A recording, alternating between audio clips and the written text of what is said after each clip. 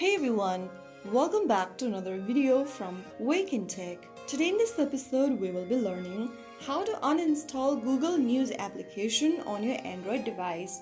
Whether you don't use the app anymore or just want to free up storage, this guide will walk you through the process step by step.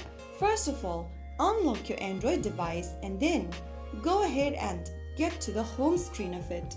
From the app list, look for Google News application. Long press on the Google News app and in the pop-up, click on Uninstall or the trash icon. In the pop-up, click on Uninstall once again to confirm. And just like that, you have successfully uninstalled Google News application from your Android device. The Google News app will no longer be visible on your app drawer.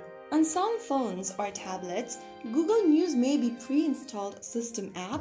In that case, you can't fully uninstall it, but you can easily disable it as well. And that's it. You've successfully uninstalled Google News application on your Android device. This helps you free up space and keep your apps organized. If this guide helped you, don't forget to like, subscribe, and share so others can also learn how to manage their apps better. Stay tuned for more Android tips and tricks. I'll see you in the next video.